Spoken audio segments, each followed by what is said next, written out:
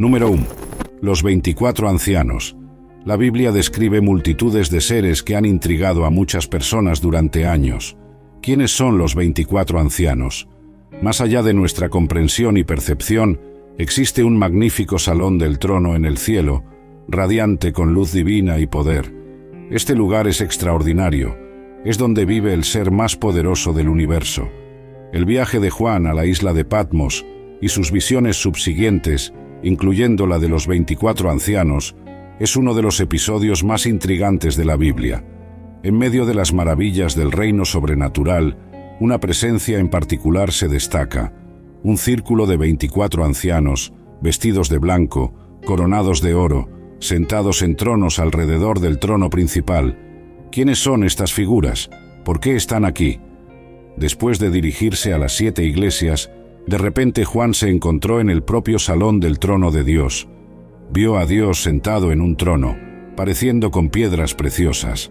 Alrededor de este trono había 24 otros tronos, y en ellos se sentaban los 24 ancianos. Estos ancianos llevaban túnicas blancas con coronas de oro en sus cabezas.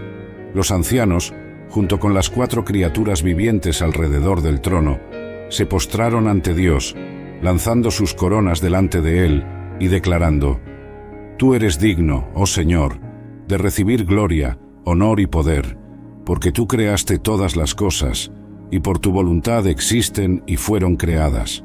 Apocalipsis 4, versículo 1. No hay lugar en el libro del Apocalipsis donde las identidades de los 24 ancianos sean detalladas. Por otro lado, es altamente probable que ellos sean representantes de la Iglesia. Algunos creen que son seres angelicales. Sin embargo, esto es altamente improbable. Está claro que ellos reinan al lado de Cristo, por el hecho de estar sentados en tronos. Se proclama repetidamente que la Iglesia gobierna y reina con Cristo. La palabra griega traducida como ancianos en este contexto nunca es usada para referirse a ángeles.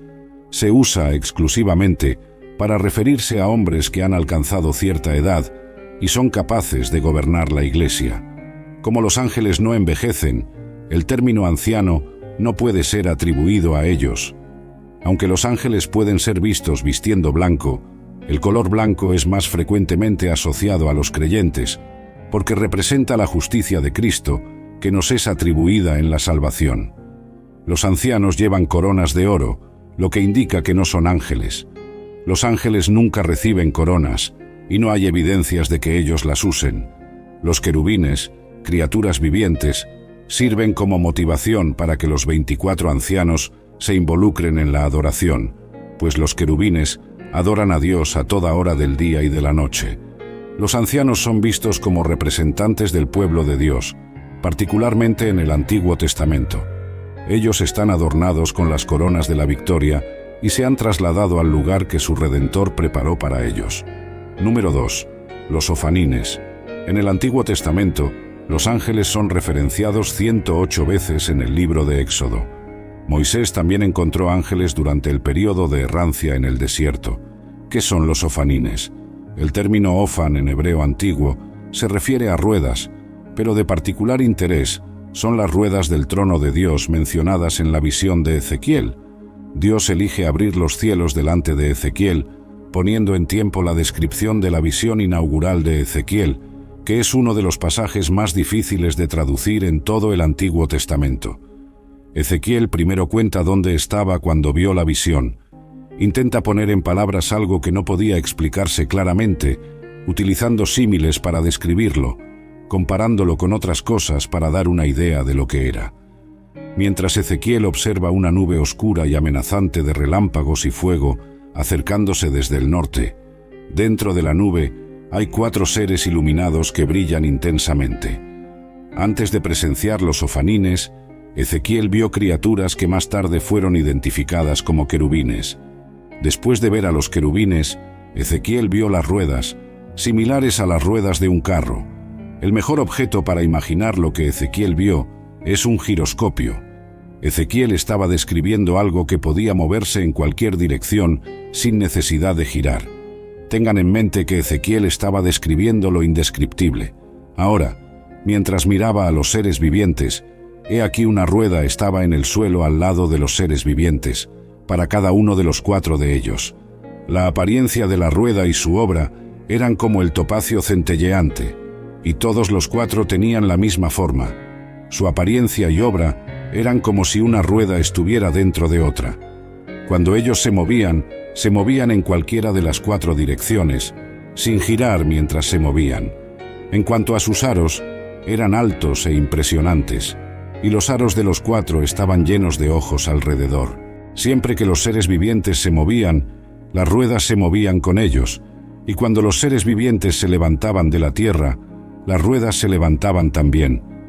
A donde el espíritu estaba a punto de ir, ellos iban en esa dirección, y las ruedas se levantaban junto a ellos, porque el espíritu de los seres vivientes estaba en las ruedas.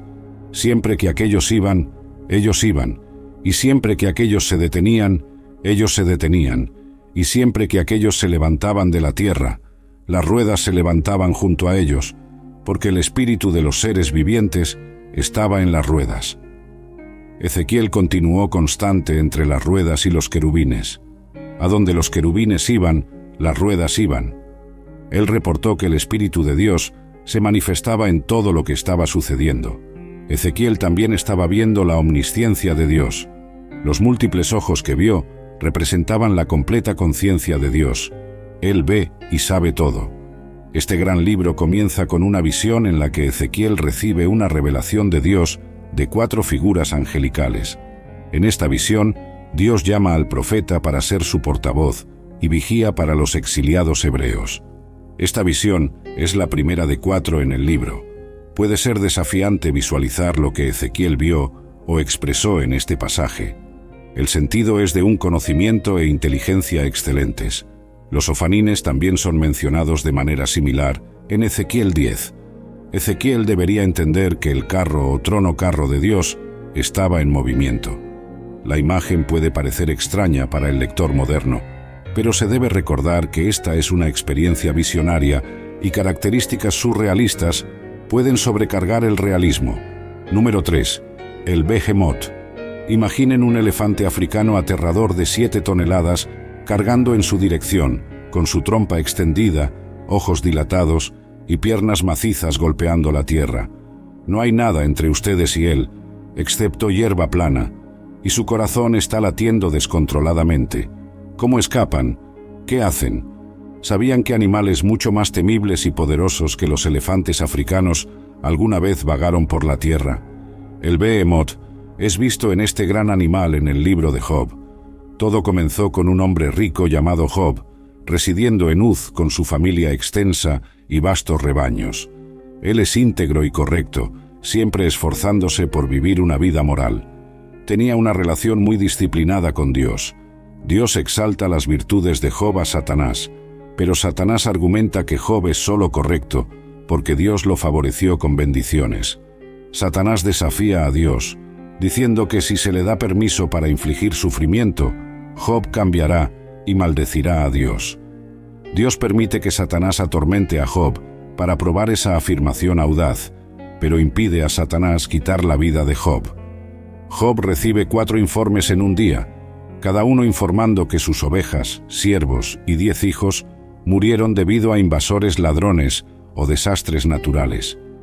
En medio de su sufrimiento, Job rasga sus ropas y se rasura la cabeza, pero en sus oraciones continúa alabando a Dios. Satanás reaparece en el cielo, y Dios le da otra oportunidad de probar el valor de Job, probándolo. Job maldice su aniversario, comparando vida y muerte con luz y oscuridad.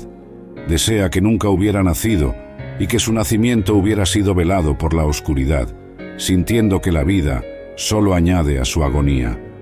Se pregunta por qué Dios evalúa a las personas basándose en sus acciones, cuando Dios puede rápidamente enmendar o perdonar sus acciones. Job está perplejo sobre cómo un ser humano puede satisfacer plenamente la justicia de Dios, dado que los caminos de Dios son misteriosos y más allá de la comprensión humana. Job es llevado a su punto de ruptura por la prueba y como resultado se vuelve resentido, ansioso y aterrorizado. Lamenta la injusticia de Dios al dejar que personas malas prosperen, mientras él y muchos otros hombres honestos sufren. Job quiere enfrentar a Dios y protestar, pero no puede físicamente encontrar a Dios. Piensa que la sabiduría está escondida de la humanidad, pero resuelve perseguirla temiendo a Dios y evitando el mal. Al final, Dios decide intervenir. En 36 instancias, Job oró a Dios para tener una conversación con él. Su deseo fue concedido.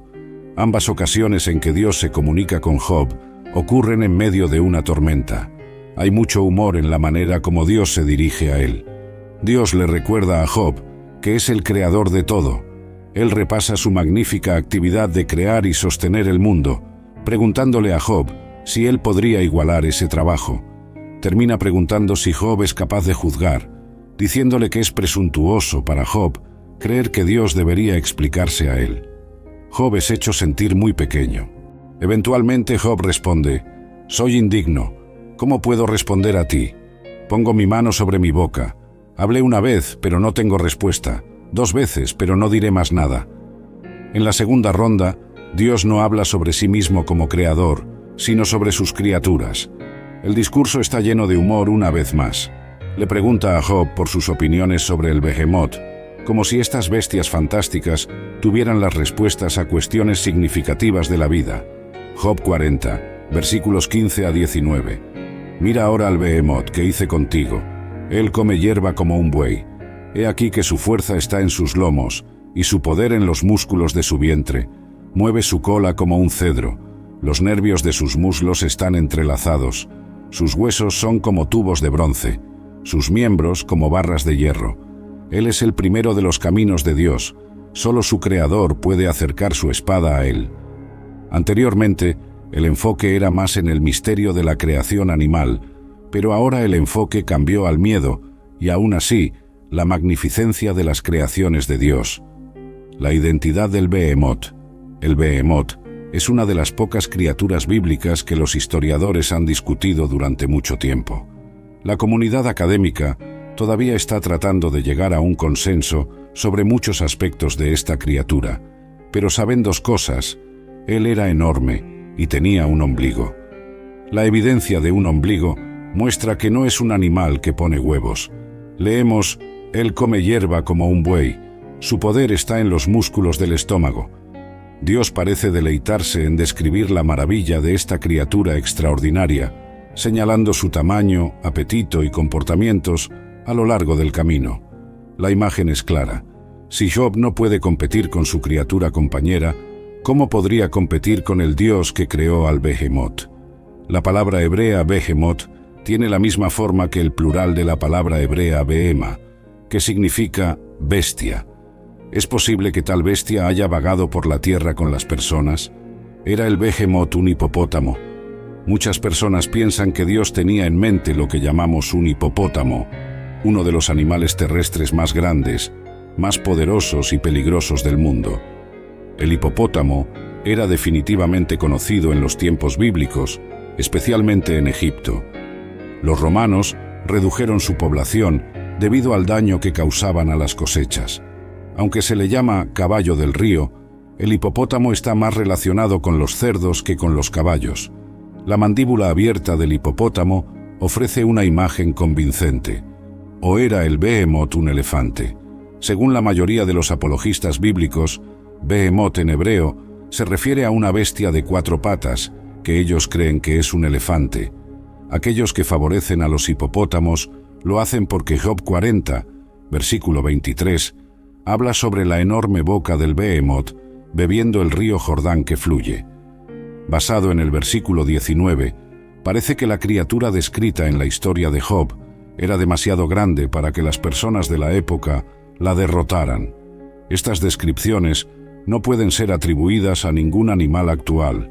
A lo largo de la historia registrada, los humanos han cazado y matado elefantes y los han domesticado para varios propósitos, como trabajo y guerra. Cuando el libro de Job describió al Behemoth como el principal de los caminos de Dios, tan poderoso que solo aquel que lo hizo puede acercar su espada a él, no era exageración. Número 4. El Leviatán. Comparado con el poder aterrador e incontrolable del Leviatán, el orgullo y la grandeza del hombre no eran nada de qué alardear. Cuanto más humilde es el hombre en presencia de Dios, y ese es el punto. Ni Job ni nadie más tiene el derecho de criticar el trabajo de Dios. El Leviatán es una gran criatura acuática de algún tipo. La Biblia lo describe como una bestia aterradora con ferocidad monstruosa y gran poder. La palabra hebrea para Leviatán tiene el significado raíz de enrollado o retorcido. Isaías 27, versículo 1, habla del Leviatán. En aquel día, el Señor castigará con su espada feroz, grande y poderosa, al Leviatán, la serpiente veloz, al Leviatán, la serpiente retorcida. Él matará al dragón que vive en el mar. Sea lo que sea este monstruo marino, o era, su fuerza y naturaleza salvaje eran bien conocidas. Las bestias marinas glorifican a Dios. El Antiguo Testamento contiene varias menciones al Leviatán. Según la mayoría de esos pasajes, el Leviatán es una criatura real que las personas conocían, aunque mantuvieran distancia y solo supieran de ella por reputación y no por vista.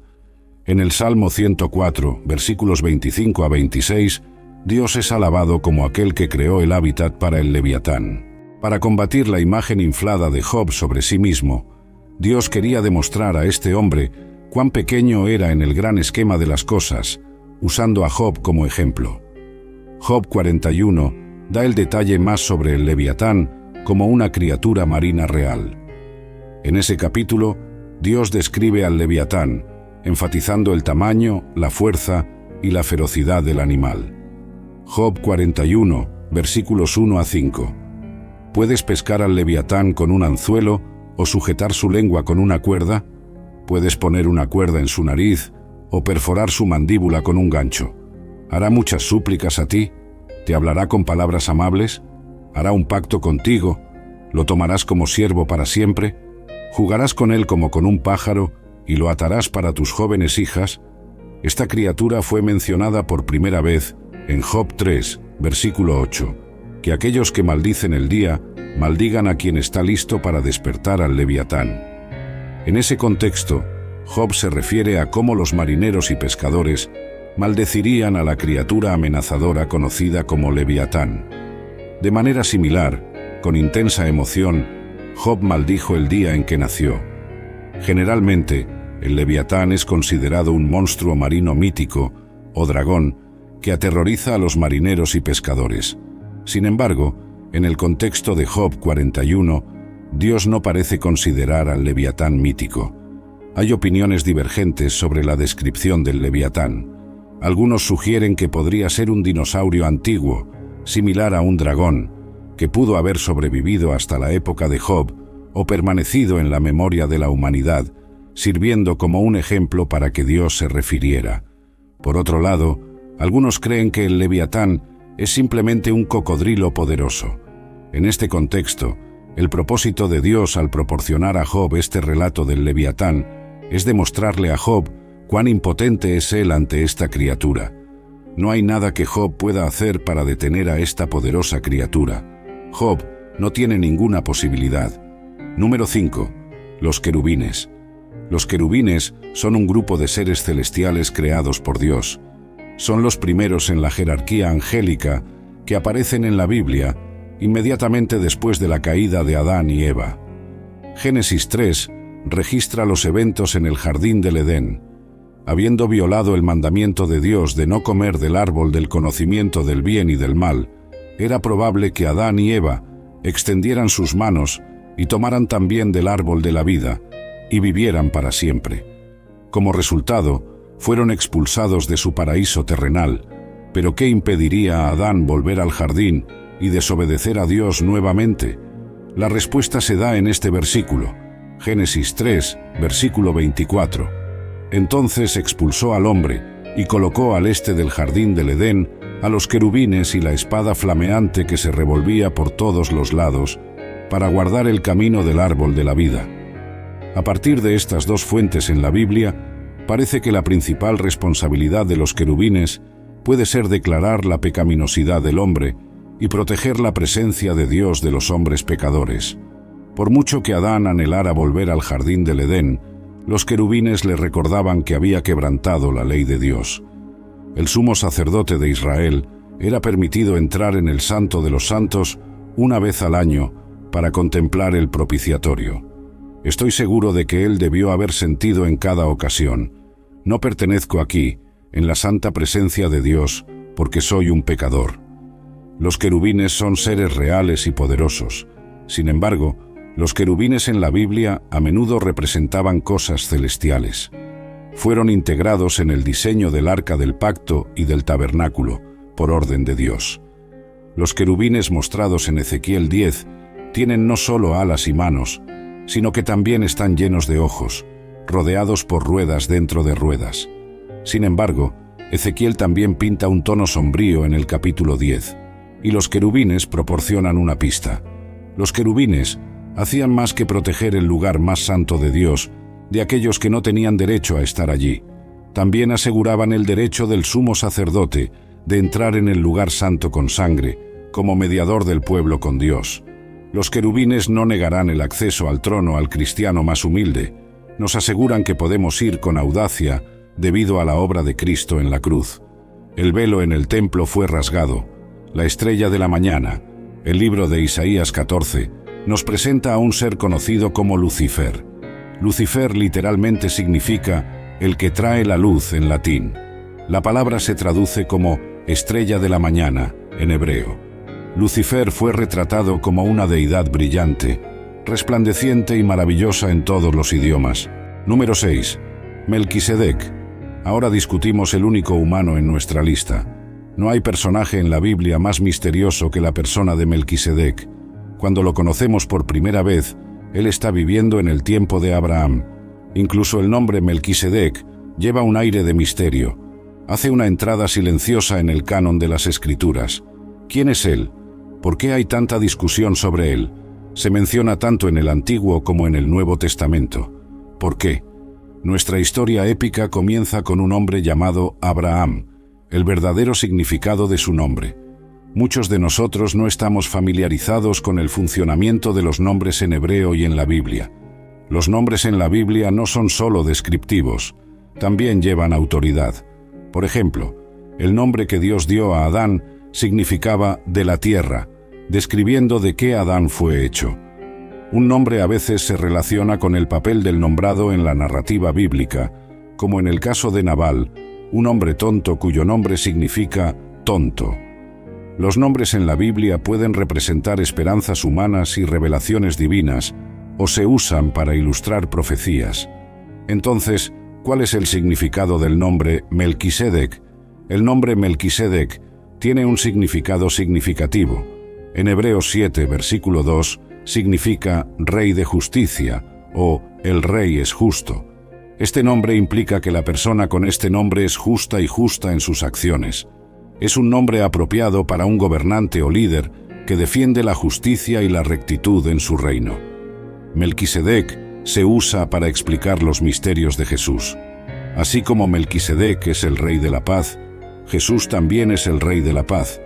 En la profecía de Isaías sobre el Mesías que vendría, él dice: la segunda información sobre Melquisedec, que se puede descubrir en Génesis 14, es que presentó a Abraham pan y vino. Sacerdote del Dios Altísimo. Génesis 14, versículo 8, nos dice que él era sacerdote del Dios Altísimo.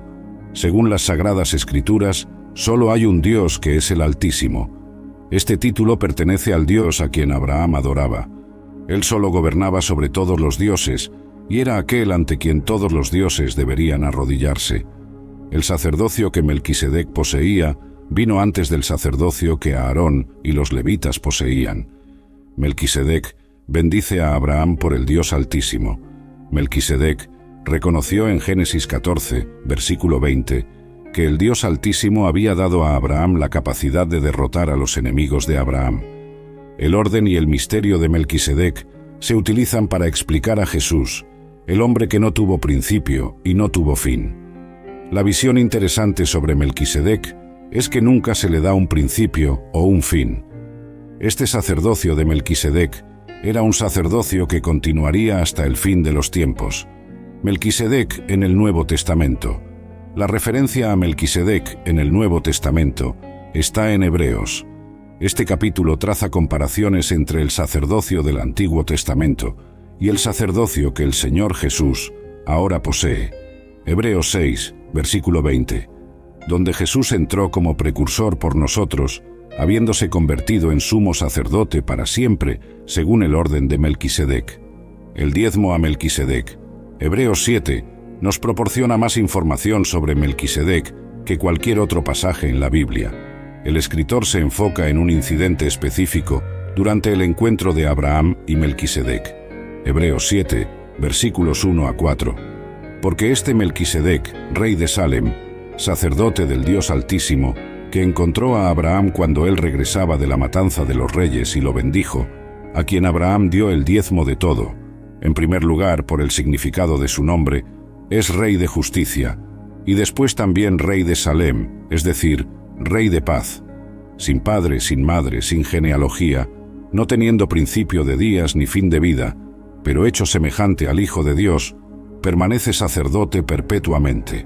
Ahora pausen y consideren cuán grande era este hombre, a quien Abraham, el patriarca, dio el diezmo de los despojos. Abraham es considerado el padre de los israelitas. El pueblo de Dios lo tenía en alta estima por su papel. A pesar de eso, Abraham se sometió a la autoridad de Melquisedec y le dio el diezmo del botín de la batalla. Por más grandioso que fuera Abraham, se arrodilló ante Melquisedec. Su genealogía. Aprendemos en el versículo 3 que Melquisedec estaba sin padre, madre o genealogía, no teniendo principio de días ni fin de vida. También se debe notar el hecho de que Melquisedec se asemejaba al Hijo de Dios. Esto es un punto muy significativo a hacer, demostrando que él es un tipo de un sacerdote aún mayor, el Señor Jesús. Su ciudad, la ciudad de la paz, proféticamente retratada en la obra del Señor Jesús, que nos trajo paz. Abraham demostró su aceptación del sacerdocio de Melquisedec, presentando el diezmo de todo lo que tenía a Dios. Es claro de los versículos 9 y 10 que Abraham era un tipo del futuro sacerdocio levítico que estaba a punto de ser establecido. Número 7. El ángel de la muerte. El ángel de la muerte. Tal vez hayamos oído hablar del ángel de la muerte, pero ¿y sobre un ángel de la muerte? Hay una distinción entre los dos. Vemos este capítulo aparecer en Éxodo. Para aquellos conocedores del ángel de la muerte, porque los egipcios se negaron a liberar a los israelitas esclavizados, Dios envió varias plagas sobre ellos, la peor de las cuales fue la última plaga. La última plaga involucra al ángel de la muerte. Éxodo 11, versículos 1 a 2. Entonces el Señor dijo a Moisés: «Aún traeré una plaga más sobre Faraón y sobre Egipto. Después de eso, Él os dejará ir. Cuando Él os deje ir, Él ciertamente os echará de aquí completamente. Habla para que todo el pueblo de Israel oiga y diga a todo hombre que pida a su vecino y a toda mujer que pida a su vecina objetos de plata y objetos de oro». Moisés regresó a las cámaras reales para una última entrevista con el rey. Éxodo 11, versículos 4 a 5. Entonces Moisés dijo: «Así dice el Señor, a la medianoche saldré por en medio de Egipto, y todo primogénito en la tierra de Egipto morirá, desde el primogénito del faraón, que se sienta en su trono, hasta el primogénito de la esclava que está detrás del molino, y todos los primogénitos del ganado también». Hubo guerras en el pasado, y habrá en el futuro. Egipto acababa de experimentar 9 plagas, y más desastres nacionales estaban en camino, pero nunca habría otra ola de luto como esta. Como en los desastres anteriores, la población hebrea sería perdonada. Habrá un éxodo. «Yo visitaré Egipto», dijo Dios, «esta noche. Invadiré cada casa donde no haya sangre en la puerta, pero habrá sangre en las puertas de mi pueblo, y ellos serán perdonados». Esa noche, la historia se hizo porque la gente creyó en el hombre de Dios y siguió el plan de Dios. Como resultado, el Señor les dijo: «Faraón se negó a cumplir, y como resultado, expuso a sí mismo y a su pueblo a la ira del Señor». La noche en que nadie durmió. Éxodo 12, versículos 29 a 30. Y sucedió que a la medianoche el Señor hirió todo primogénito en la tierra de Egipto, desde el primogénito del faraón, que se sentaba en su trono, hasta el primogénito del prisionero que estaba en la mazmorra, y todos los primogénitos del ganado. Faraón se levantó de noche, él y todos sus siervos, y todos los egipcios, y hubo un gran clamor en Egipto, pues no había casa donde no hubiera alguien muerto.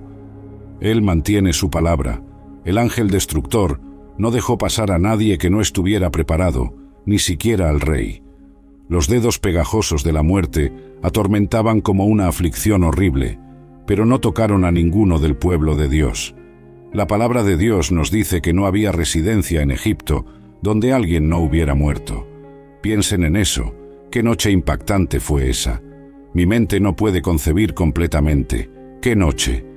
Una gran multitud marchó por las calles hacia la frontera, mientras los gemidos ahogados y los gritos de los egipcios enlutados resonaban en la oscuridad.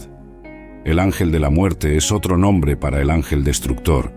Dios usó seres angelicales, mensajeros celestiales de algún tipo, en varias ocasiones para traer juicio a los pecadores en la tierra.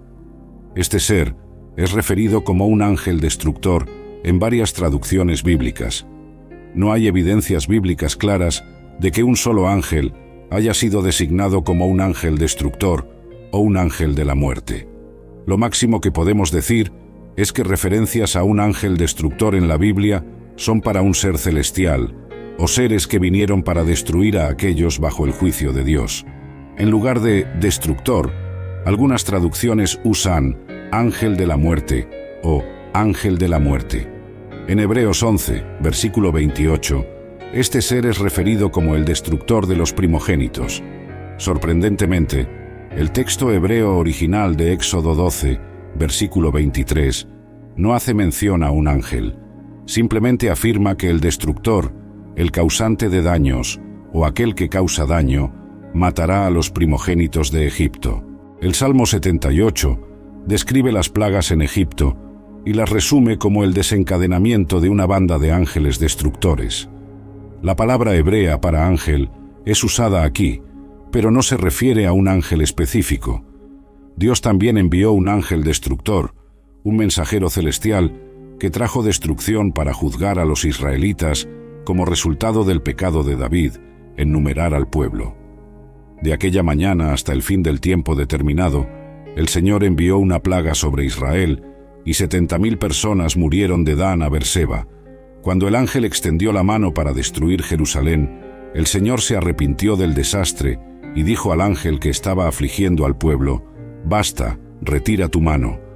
El ángel del Señor estaba entonces en la era de Araúna, el Jebuseo. Cuando David vio al ángel hiriendo al pueblo, dijo al Señor: «Yo he pecado». Número 8. Los serafines. ¿Qué son los serafines? Los serafines son seres divinos creados por Dios para servir y adorar. Estas criaturas angélicas de 6 alas están constantemente presentes en el trono de Dios. El profeta Isaías nos cuenta que los serafines son ángeles de 6 alas y ardientes que rodean a Dios mientras Él se sienta en su trono exaltado y adoran a Dios continuamente. Isaías 6.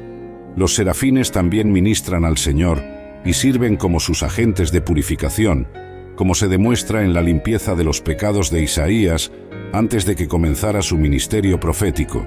El término serafines aparece en la Biblia solo en Isaías capítulo 6. Isaías 6 es el único pasaje en la Biblia que usa el término serafines, que significa los ardientes. Isaías describe su intensa visión de la corte celestial de Dios en ese capítulo bíblico. El profeta vio específicamente a Dios sentado en un trono exaltado, rodeado por ángeles voladores conocidos como serafines. La implicación es que estos ángeles asistentes están encantados con Dios. Los serafines parecen ser humanos, ya que Isaías los describe como teniendo rostros, pies, manos y voces. Isaías 6, versículos 1 a 2. En el año de la muerte del rey Uzías, vi al Señor sentado en un trono alto y exaltado, y el dobladillo de su manto llenaba el templo. Sobre él estaban los serafines, cada uno tenía 6 alas, con 2 cubría su rostro, con 2 cubría sus pies, y con 2 volaba. Estos ángeles pueden parecer llamas ardientes. El término serafín deriva del verbo hebreo saraf, que significa literalmente quemar con fuego, o más específicamente, destruir con fuego. El nombre también puede aludir a la función de los serafines como agentes de purificación. Dios creó a los serafines como criaturas sin pecado, pero no deben ser confundidos con Dios. La importancia de la proximidad de los serafines con Dios, combinada con su alabanza reveladora, no puede subestimarse. Cuando los serafines dicen «toda la tierra está llena de su gloria», están dando un relato de primera mano de lo que ven desde la cima del cielo. Podemos ver, desde la perspectiva sobrenatural de los serafines, que la gloria de Dios es infinita, indescriptiblemente valiosa y tan poderosa que no puede ser contenida en un solo reino. Su gloria irrumpe por el cielo, se despliega a través del reino espiritual y se derrama por toda la tierra. Esta gloria revelada nos permite vislumbrar a un Dios santo. Ser santo significa ser distinto y reverenciado. Esta invocación triple de la palabra santo para describir la naturaleza sagrada de Dios aparece solo 2 veces en la Biblia, ambas veces por ángeles, a alguien transportado en visión al trono de Dios. Y si los puros y santos serafines muestran tal reverencia en la presencia del Señor, ¿cuánto más deberíamos nosotros, criaturas pecadoras, acercarnos a Él? La reverencia de los ángeles por Dios debe recordarnos nuestra propia arrogancia cuando nos precipitamos sin pensar en su presencia, como a menudo hacemos, porque no entendemos su santidad. En Apocalipsis 4, la visión de Juan del trono de Dios fue similar a la de Isaías, en reverencia y temor al Santo. Criaturas vivientes reunidas alrededor del trono clamaban: «Santo, santo, santo es el Señor Dios Todopoderoso». Los serafines también ministraban a Dios y servían como sus agentes de purificación. Cuando Isaías percibió a los serafines celestiales cubriéndose delante de Dios para admitir su indignidad ante el Señor, se volvió consciente de su propio pecado mortal y temió por su vida. En ese punto, uno de los serafines tomó una brasa con tenazas del altar, la llevó a Isaías y la colocó en sus labios. El serafín aseguró a Isaías que su culpa había sido quitada y su pecado expiado como resultado de ese acto. Número 9. Los demonios. Los demonios son seres personales. Está claro que los demonios tienen atributos de personalidad. Tanto Cristo como los propios demonios usan pronombres personales yo, me y tuyo al referirse entre sí. El espíritu demoníaco dentro del hombre poseído, y no el hombre mismo, fue responsable de la posesión demoníaca. La posesión demoníaca ocurre cuando un espíritu demoníaco reside en un cuerpo humano y exhibe su propia personalidad a través de la personalidad del cuerpo anfitrión.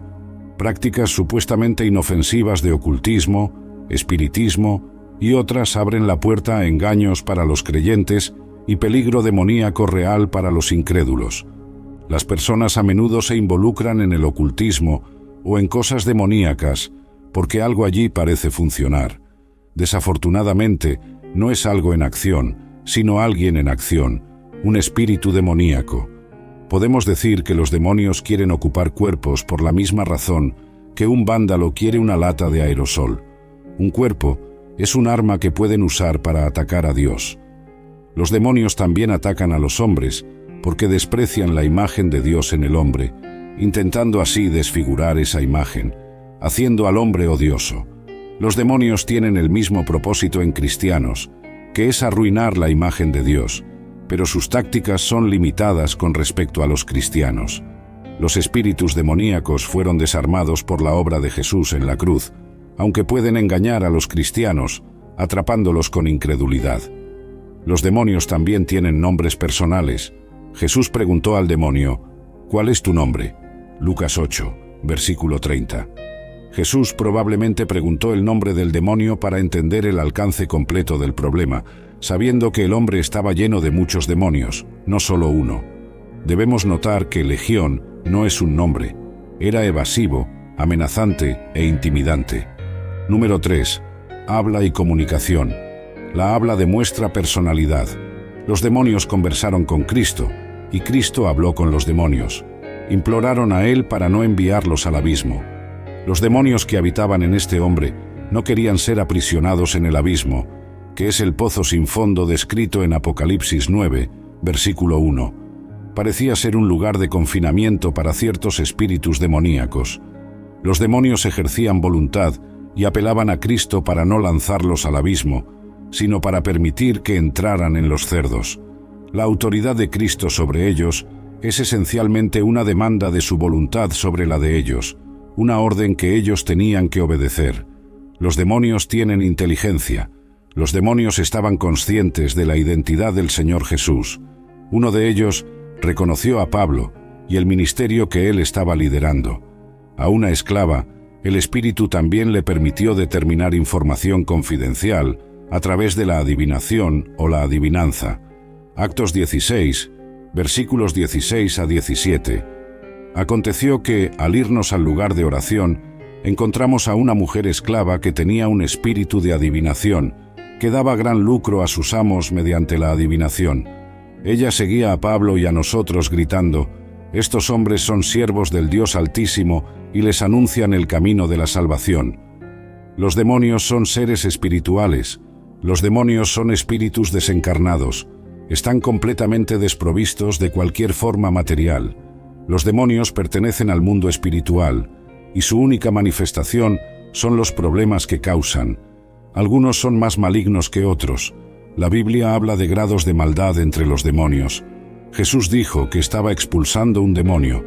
Cuando el demonio salió, la palabra de Dios nos dice que, aunque Satanás había atado a las personas, Jesús reveló su autoridad al vencer a sus fuerzas malignas, liberando a los cautivos y dividiendo el botín de Satanás. Número 10. Lucifer. Una personalidad referida como Lucifer aparece en Isaías 14. La raíz latina de Lucifer significa el que trae la luz, mientras que la traducción hebrea es estrella de la mañana. Lucifer fue retratado como un ser radiante, brillante y majestuoso en cualquier idioma. Era un ángel de alto rango. Lucifer era uno de los principales ángeles de Dios, junto con Miguel y Gabriel, en las huestes celestiales de Dios. Sin embargo, en algún momento, Lucifer cometió un grave error: desafió a Dios. Lucas 10, versículo 18. Les dijo: «Vi a Satanás caer del cielo como un rayo». Como un maestro de la calumnia o difamación, continúa buscando socavar varias formas de autoridad que Dios ha establecido, tanto en la Iglesia como en el mundo. Cuando Lucifer fue expulsado del cielo, no detuvo su rebelión, sino que continuó, estableciendo un reino propio en oposición al reino de Dios. El corazón de Lucifer se exaltó en orgullo debido a su belleza, y esa fue la razón por la que fue expulsado del monte de Dios. ¿Cuál fue la motivación inicial de Lucifer? ¿Cuál fue el pecado original? Orgullo. El pecado original se cometió en el cielo, no en la tierra. No fue intoxicación alcohólica, no fue adulterio, ni siquiera mentira. Fue una cuestión de orgullo. Aún es el pecado más letal de todos. Muchos fieles de la Iglesia jamás soñarían en cometer adulterio o emborracharse, pero son fácilmente seducidos por el orgullo, sin reconocer cuán dañino es. Lucifer era tan bello que se enorgullecía de sí mismo. Su orgullo finalizó la transformación de Lucifer en Satanás. Dios le había dado a Lucifer su poder, autoridad, belleza y sabiduría, pero la actitud errónea de Lucifer transformó esos dones en instrumentos para su propia destrucción. Me sorprende darme cuenta de que hombres y mujeres llamados y equipados por Dios aún hoy cometen el mismo error trágico que Lucifer cometió. Isaías 14, versículos 12 a 15, examina la razón detrás de la rebelión de Lucifer. El deseo de Lucifer era estar al mismo nivel que Dios. Imaginaba ser tan inteligente, hermoso y majestuoso que supuestamente pensaba: yo podría ser Dios.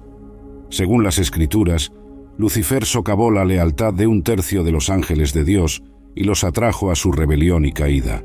Los estudiosos bíblicos generalmente concuerdan en que Lucifer estaba a cargo de orquestar la adoración en el cielo. Era un maestro musical que continúa usando la música para encantar a las personas hasta hoy. Lucifer estaba a cargo del santuario de Dios en el cielo, responsable de los servicios religiosos. Era el querubín que custodiaba el lugar donde se manifestaba la presencia de Dios. Era responsable de la música, era un artista, tenía mucho éxito. Entonces se rebeló y cayó. Orgullo. Las líneas de batalla están trazadas. Fue expulsado de la presencia de Dios después de enorgullecerse de su sabiduría y belleza y después de tramar su rebelión contra Dios. Sus ángeles traidores también fueron expulsados con él. Lucifer era quizás la criatura más sabia y hermosa de todas las criaturas de Dios, pero las Escrituras dicen que su corazón se exaltó. La caída de Lucifer, Satanás, comenzó desde dentro antes de llevar a su caída. El contraataque de Satanás. Satanás, el ángel caído, enemigo de Dios y del hombre, contraatacó. Tenía una enemistad particular contra el hombre por dos razones. Primero, podría atacar la imagen de Dios en el hombre. Verán, el hombre representaba visualmente a Dios para el resto de la creación. Satanás no podía tocar a Dios, pero podía hacer la guerra contra la propia imagen de Dios en el hombre. Su deleite era profanar esa imagen, destruirla, humillarla, y para ese fin trabajó incansablemente. La acción de Satanás tenía como objetivo desfigurar y degradar la imagen de Dios en el hombre, buscando hacer al hombre repugnante. Intentaba destruir no solo la imagen física, sino también el carácter moral y espiritual que refleja a Dios. Satanás tiene un odio especial por los cristianos porque, a través de ellos, la imagen de Dios es restaurada y reflejada en el mundo.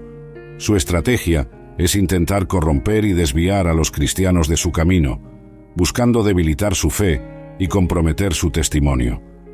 En respuesta a la caída de Satanás, Dios no permaneció pasivo, intervino enviando a Jesucristo, la expresión perfecta de su imagen, para redimir y restaurar a la humanidad. A través de la vida, muerte y resurrección de Cristo, Dios ofreció salvación y la oportunidad de ser transformados a la imagen de su Hijo. Esta transformación es un proceso continuo en la vida del cristiano, donde somos gradualmente moldeados a la semejanza de Cristo. Esto sucede a medida que nos sometemos al Espíritu Santo y vivimos de acuerdo con las enseñanzas de Cristo. Al hacer esto, reflejamos la imagen de Dios de forma más clara y brillante en un mundo que está en desesperada necesidad de su luz y verdad. Satanás, consciente de que no puede destruir a Dios, dirige su furia y engaño contra la humanidad, intentando desviar a las personas de Dios y de la verdad del Evangelio. Sin embargo, la victoria final pertenece a Dios. A través del sacrificio de Cristo en la cruz, Satanás fue derrotado, y aquellos que ponen su fe en Cristo tienen la promesa de la vida eterna y la restauración completa a la imagen de Dios. Este constante conflicto espiritual entre el bien y el mal, entre Dios y Satanás, es un tema central en la narrativa bíblica. Nos recuerda la importancia de permanecer fieles a Dios y resistir las tentaciones y engaños de Satanás, sabiendo que, en Cristo, tenemos la victoria y la promesa de un futuro glorioso con Dios. Dios bendiga a todos por ver el vídeo. Si les gustó y quieren ver más, por favor, suscríbanse al canal, comenten sus ideas e impresiones y no olviden dar ese maravilloso like.